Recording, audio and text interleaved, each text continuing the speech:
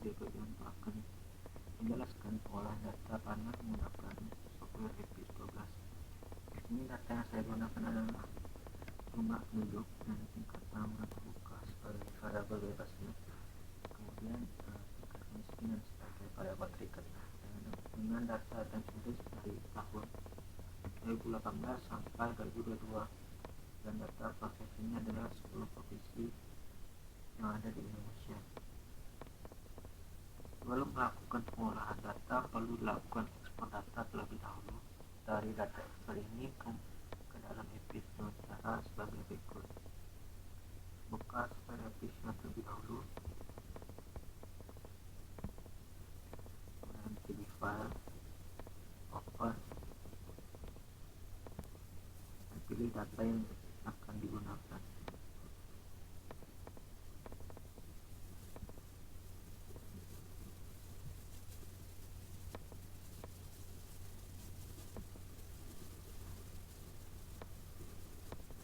Apabila sudah muncul variabel seperti ini, maka langkah pertama yang perlu dilakukan adalah analisis deskriptif.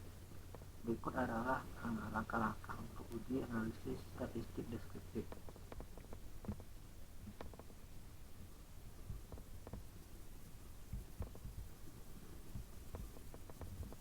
Pilih quick, kemudian untuk statistik deskriptif dan pilih kami sampel. Oke, please kita perluas. Nah, ini merupakan hasil dari analisis statistik deskriptif. Dari data ini dapat kita simpulkan bahwa untuk tingkat kemiskinan nilai tertingginya yaitu 16,43%, kemudian nilai terendahnya yaitu 3,42%, dengan standar deviasinya yaitu 3,39. Kemudian untuk variabel jumlah penduduk, nilai tertingginya yaitu 15.115 dan nilai terendahnya yaitu 2.612 dengan standar deviasi sebesar 3.629. Untuk tingkat pengangguran terbuka, nilai tertingginya yaitu 9,82%, nilai terendahnya yaitu 3,37% dengan standar deviasi 1,33%. Langkah selanjutnya itu melakukan pengujian pada analisis model baik dengan melakukan uji jauh, uji Hausman, dan uji Lewin yang bertujuan untuk memberi model terbaik yang tepat dan sesuai dari ketiga model regresi, antara lain Kalman Epic Model, Peak Epic Model, dan Random Epic Model. Sesuai kita buat terlebih dahulu.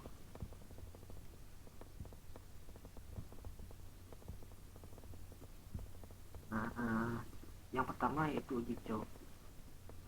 Uji cow bertujuan membandingkan antara Kalman Epic Model dan Peak Epic Model dengan ketentuan yang harus dipenuhi adalah H0 jika probabilitas F-nya lebih besar dari 0,05, maka yang dipilih adalah Kalman Epic Model. H1 jika probabilitas lebih kecil dari 0,05, maka yang dipilih adalah Peak Epic Model. Maka langkah melakukan uji cow melalui pendekatan Epic Model dengan cara sebagai berikut.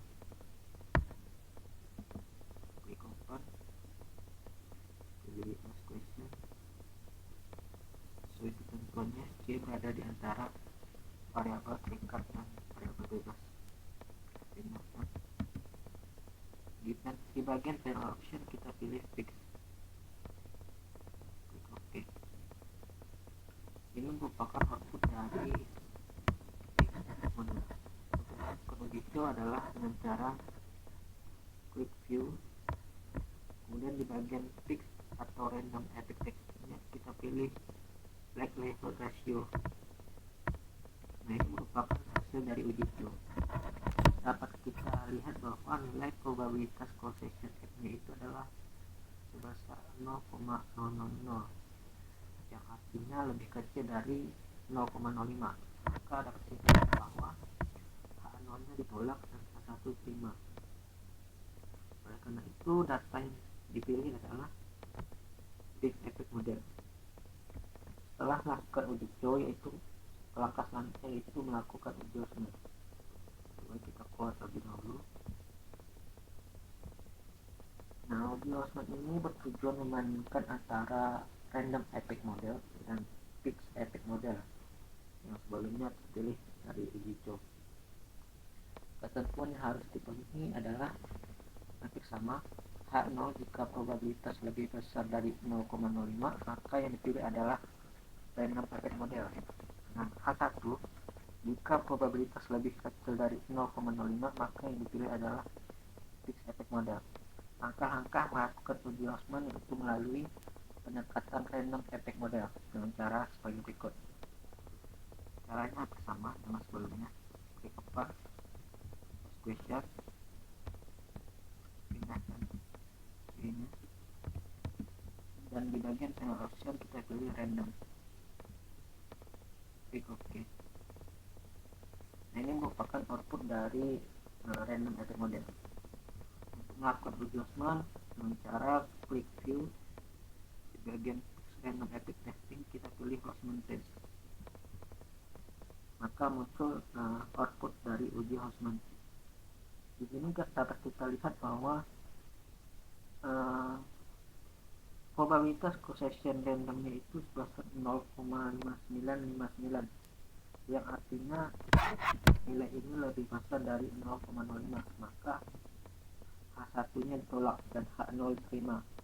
Oleh karena itu, model yang dipilih adalah random epic testing. Di sini saya tidak melakukan uji LM karena uji LM itu sendiri bertujuan membandingkan random epic model dan common epic model yang sebelumnya pada uji show common epic model ini sudah tidak terpilih. Maka dapat disimpulkan bahwa model terbaik dalam penelitian ini adalah random epic model.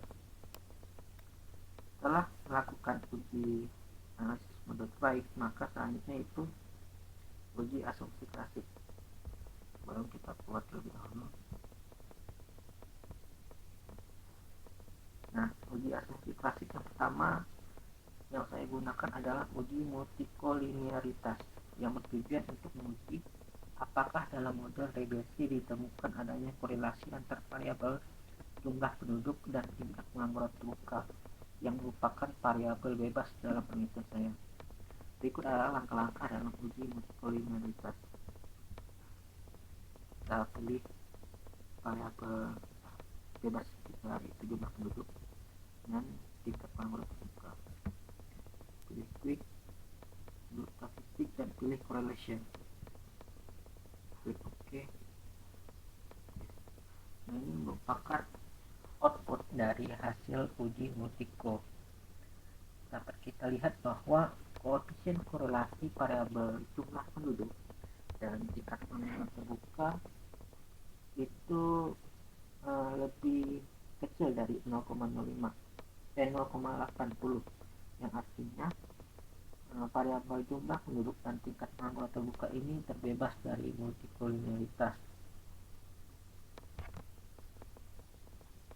Dan selanjutnya itu melakukan uji heterokedastilitas. Ini kita buat lebih dahulu.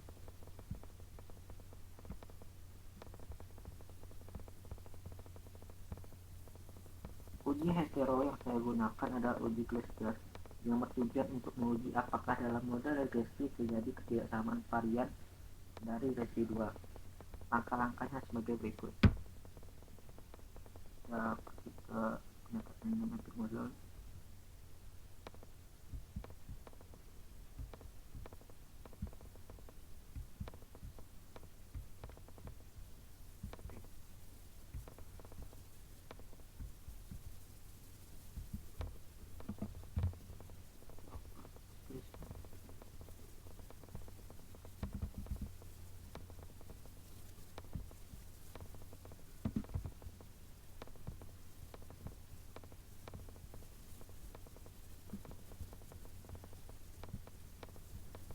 General, pilih result,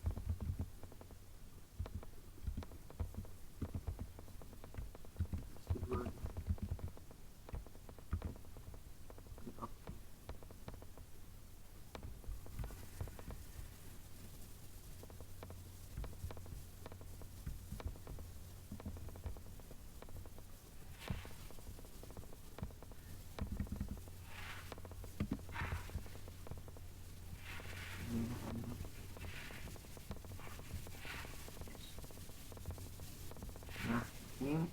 muncul hasil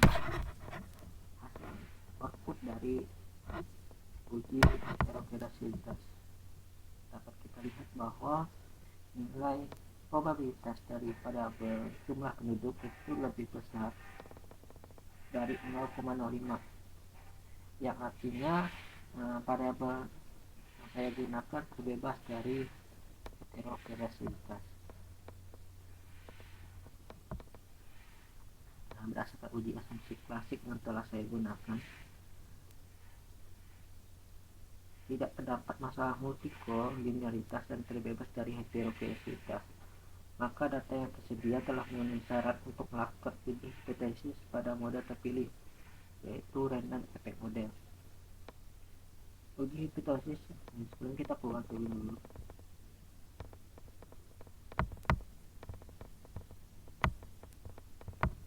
Uji hipotesis yang pertama yaitu uji T yang dilakukan untuk mengetahui pengaruh variabel bebas terhadap variabel terikat secara parsial. Sebelumnya kita pergi ke model terbaik, yaitu random effect model.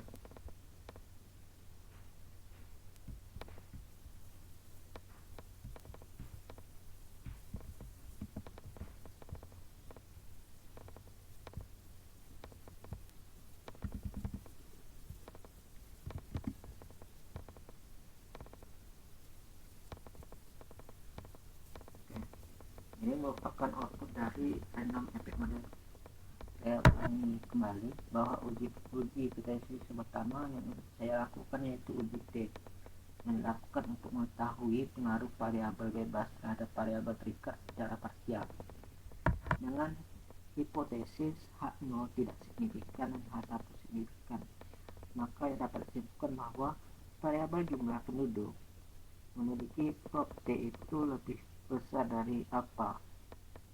Ini 0,0 lebih besar dari 0,05, sehingga H1-nya ditolak. Artinya jumlah penduduk tidak signifikan mempengaruhi tingkat kemiskinan.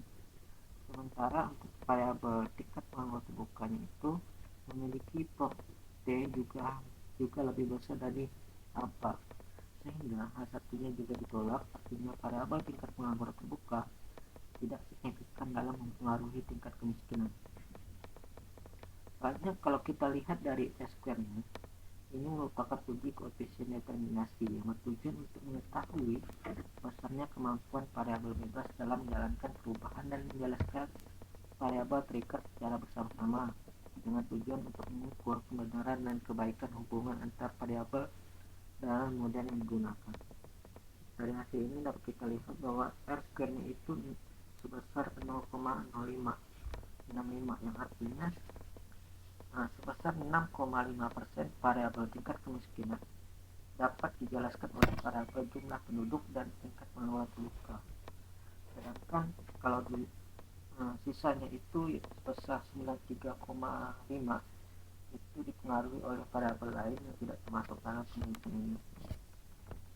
Pun kalau kita lihat lagi untuk adjusted R-square-nya itu sebesar 0,025, yang artinya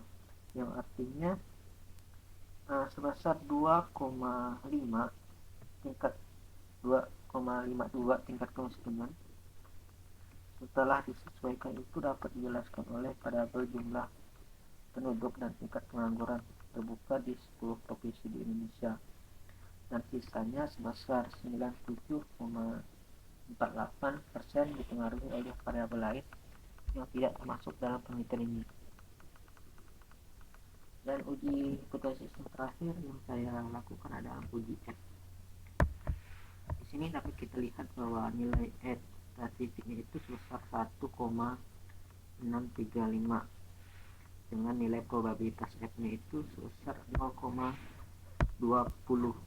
yang mana nilai prop F ini lebih besar dibandingkan alpha 0,05, sehingga dengan asumsi bahwa H0 tidak signifikan dan H1 signifikan, maka H1-nya ditolak, yang artinya setelah diuji bersama-sama jumlah penduduk dan tingkat pengangguran terbuka itu tidak signifikan dalam mempengaruhi tingkat kemiskinan.